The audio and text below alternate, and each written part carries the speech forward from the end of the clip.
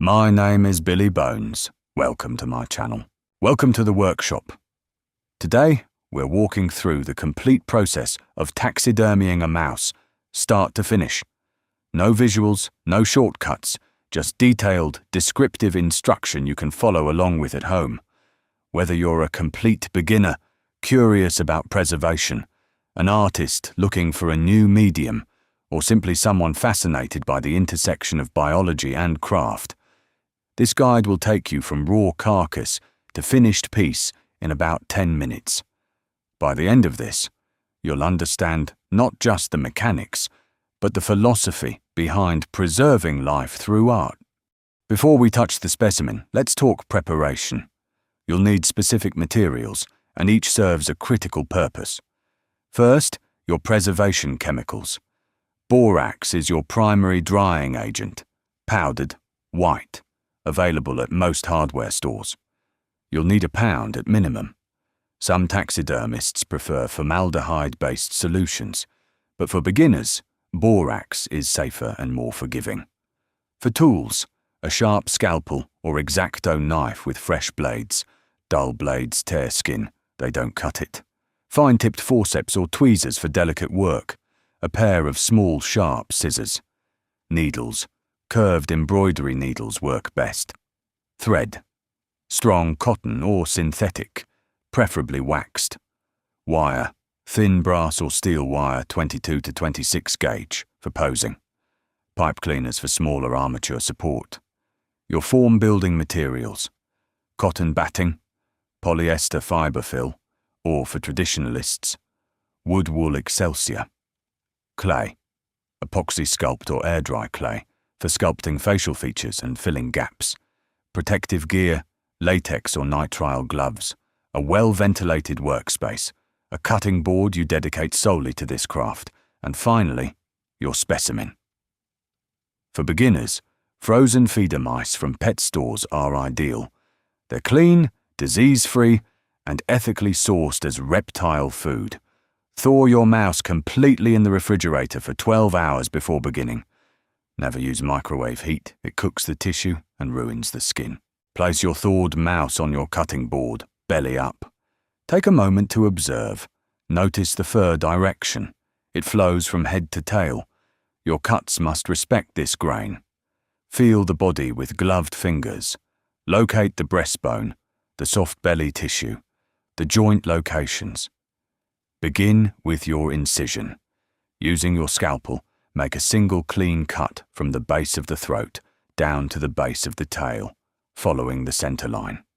Cut only through the skin, never deep enough to puncture the abdominal cavity. You should see white subcutaneous fat and pink muscle beneath, but no organs. Now, the separation begins. Starting at the throat, use your fingers to gently peel the skin away from the underlying muscle. Work slowly.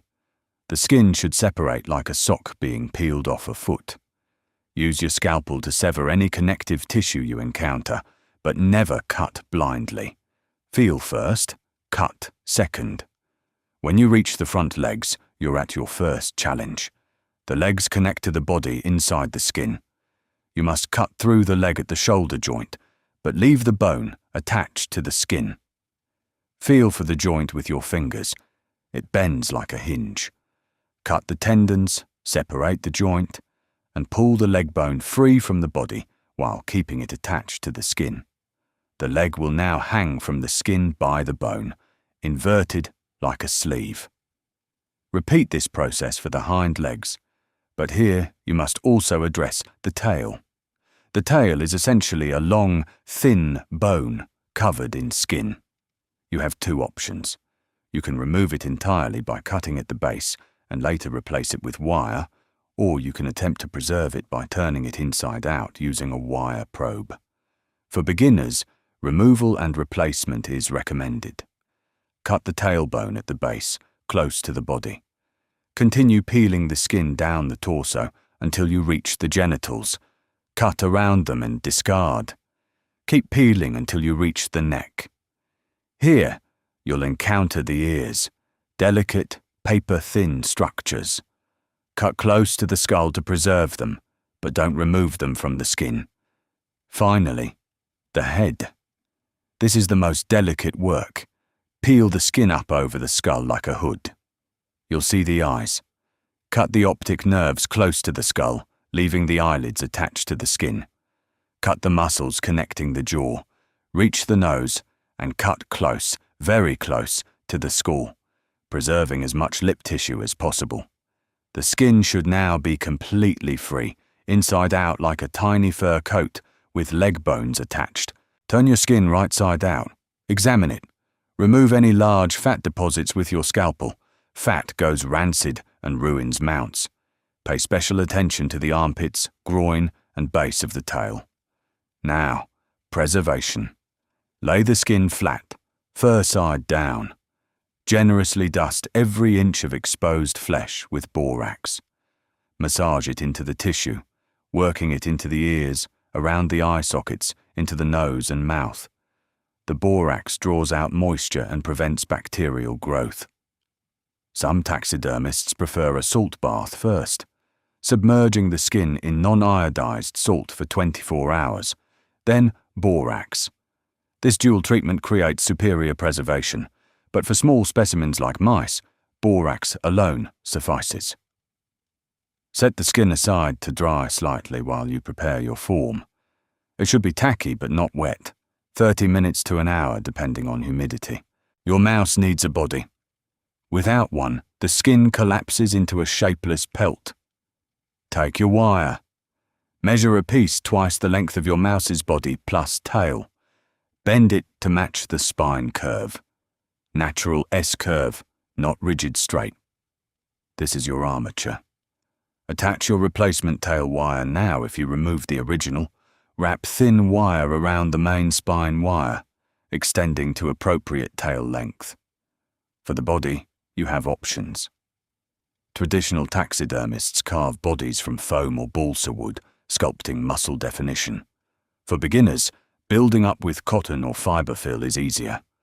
Wrap your wire spine with cotton batting, building up the torso shape, narrow at the neck, wider at the chest, tapering to the hips. The shape should match your specimen's original body. Too large and the skin won't close. Too small and the mount looks deflated. Secure the cotton with thread, wrapping tightly around the wire. The body should be firm but slightly compressible, like dense clay. Now for the legs. Insert short wire pieces into the hollow leg skins, extending from the paw up into the body cavity. These will anchor to your main spine wire. Twist them together securely. It's time to reunite skin with form. Slide the skin over your prepared form, working carefully. The borax makes the skin slightly stiff and resistant, so work slowly. Pull the skin up over the neck first, then work the body down. The leg wires should emerge from the leg openings. Guide them through, ensuring the legs fill out evenly. Once the skin is positioned, sew your belly incision closed. Use a whip stitch or baseball stitch. Thread through one side, loop around, through the other. Keep stitches small and tight. Hide your knot at the throat where fur density masks it. Pose your mouse now before the skin dries completely. Bend the spine wire to create natural posture. Perhaps grooming, perhaps alert, perhaps curled sleeping. Position the legs.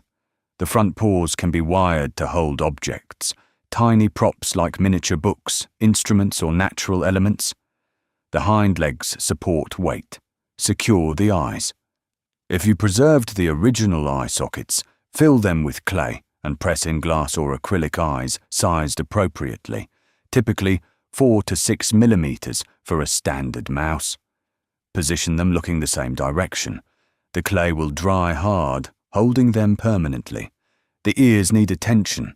They likely collapse during skinning. Insert small pieces of cardboard or stiffened fabric into the ear cavities to hold them erect, or pose them naturally flattened. Secure with tiny pins until dry. Groom the fur. Use a soft toothbrush or fine comb to fluff the coat, working against the grain, then with it. Remove any borax residue from the fur with a dry brush. Final detailing makes the difference between amateur and art. Use your clay to rebuild any lost lip definition around the mouth. Add whiskers if originals were lost. Fine fishing line or horsehair works, inserted with needle and glue into the muzzle. Trim to appropriate length. Seal the foot pads with a thin layer of glue if they dried, cracked. Touch up nose and eye areas with appropriate coloured paints if discoloration occurred. Pink for the nose, dark brown or black for eyes, if not using glass. Allow your mount to dry completely in a dust-free environment. Small mice dry in 3 to 7 days, depending on humidity. You'll know it's ready when the remaining tissue feels hard and the skin is no longer pliable. You've taken organic material and preserved it, given it form and posture, transformed biology into art. The mouse you started with, raw, thawed, seemingly unworkable, is now a permanent piece, a study in anatomy and patience. Taxidermy teaches observation. You now know how a mouse's shoulder connects, how thin an ear truly is, how much structure exists beneath soft fur. These skills scale. Larger mammals follow the same principles, just with more time and material. Mount your finished piece on a wooden base, perhaps with a small label, species, date, your initials. Display it with the understanding that preservation is its own form of respect, a way to study and appreciate what nature creates. Thank you for following along. Until next time, preserve well, observe closely, and craft with intention. Old Billy Bones will be here waiting.